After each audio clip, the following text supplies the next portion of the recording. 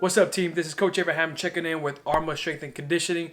For today's video's emphasis, I got my college guy right before he left for his season, and we're focusing on some plyometrics to produce power. We're focusing on a speed aspect, contrast training. If you don't know what contrast training is, essentially we're lifting a heavy load followed by an explosive movement. For this one, we have a sled contrast. So I'm excited to show you guys that one. After that, we have some angular runs. It's very important to train this aspect because not everything on the pitch is done linearly, and not everything on the pitch is done in a 90-degree turn, 180-degree turn. Things are angled, so that's the thing that we do need to be training as well, just to ensure that our body gets those good angles and our ankle is able to turn efficiently, and we're exposing the body to the demands of the game. And we end off with some conditioning. It's a really tough one if done right with the right rest and reps. So without further ado, guys, let's just get into the video. Yeah, top of the morning, I know that you thought I was dormant. Woke up early from shots that was swarming the block. All right, team, what you see here is controlled articulated rotations, or cars.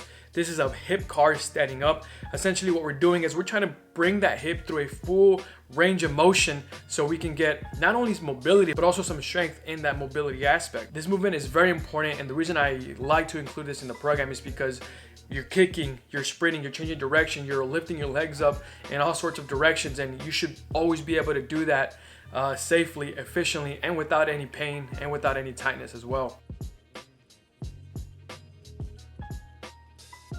Another prehab exercise, the reason I like to do the ATG split squat, shout out to knees over toes guys, is this is just a big bang for your buck. Not only are we getting some ankle mobility, we're getting some hip mobility, hip strength, and we're also warming up those knee tendons, and we're strengthening them while we're at it as well, guys. This is a big bang for your buck. I do like to use these every now and then.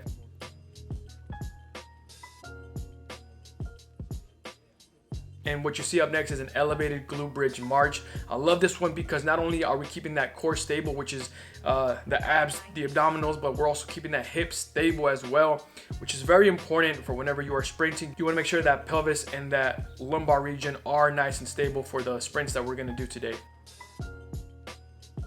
And then we do our warm-ups barefoot. I think it's super important that we expose our feet to these type of movements because you're in shoes all day, shoes with high heels that don't allow that range of motion, shoes that kind of put your whole calf already in a contracted position for a long period of time. So you need to let your feet breathe. You need to let your feet actually do natural movements that it was designed to do, and that's why we do our warm-ups barefoot.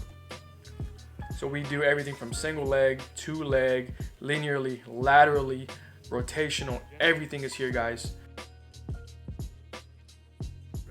And some drop to bases, just getting used to absorbing impact and decelerating onto that single leg.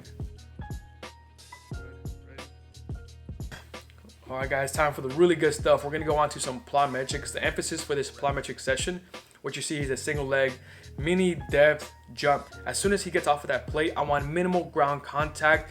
You touch the floor, upon touching it, you wanna get back up, shoot up high onto that box.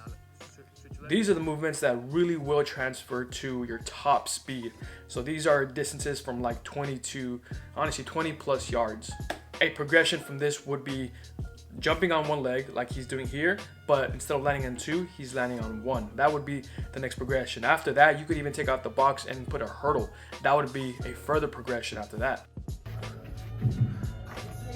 Oh, good. And we're going with some conventional depth jumps. Again, we're focusing on that quick ground contact movement, trying to be explosive, trying to get up high. Guys, while you're here, don't forget to hit the like button. Drop a little comment right now. Tell me what you're enjoying about the video. Tell me what you want to see up next. Afterwards, now I want to expose the body to more angles and change of directional movements that will transfer to his cutting ability. So like you see here, he's getting off of that plate. He's being quick and reactive, landing and always sticking and getting a good base position.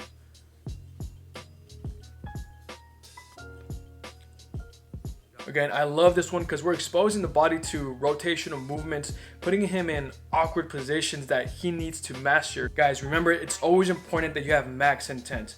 Once you can get the balance and the awkward movements like out the way, like once it doesn't feel so awkward, now you really want to put some emphasis on that power and getting out for some distance, okay? But don't sacrifice the landing. Be explosive, getting some good distance and getting some good landings.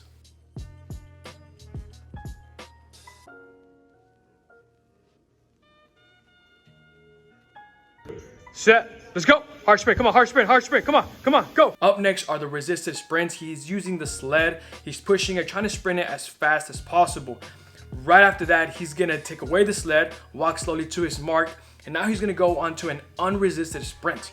And he's gonna go as fast as possible for 10 yards as well. Research shows us that whenever you pair something heavy and resisted, and then you move on to something with no resistance, that can really improve our acceleration and power production. Set, go, come on, go. And the last speed drill is our angular runs. Honestly, guys, you can make these angles however you want, as long as it's realistic and he can get into those positions. Why we should be doing angular runs, like I mentioned in the very beginning, is that you don't always do everything in a linear fashion. You don't always do everything while cutting and changing direction.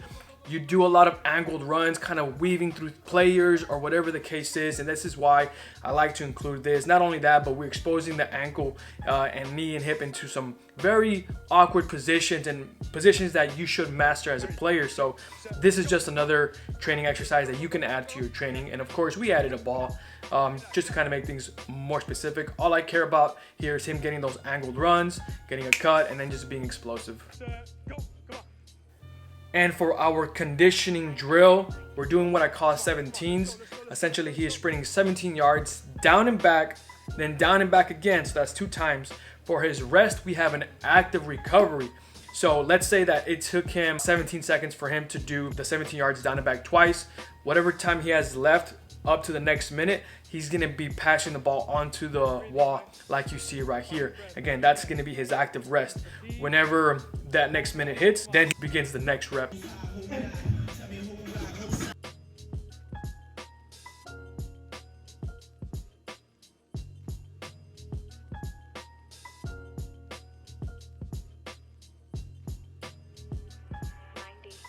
So right after the whole workout is done and he gets his rest, we're gonna bring his body back to a parasympathetic state, meaning that now we're really trying to relax and begin the recovery process. This is something I love to do whenever we have time. It's really good for us, just calms us down, and again, it just starts the recovery process a whole lot sooner. And guys, that's gonna be it for this video. Thank you so much for watching. If you enjoyed it, make sure you leave a like, drop a comment on any questions you may have. If you want some training like this, don't forget to check out my training programs or my online coaching as well, custom programs. I got all that good stuff, guys. I got my merch on my website if you want to support your boy and support a local business right here in Dallas, Texas. So guys, thank you so much for watching, and I'll see you guys on the next one.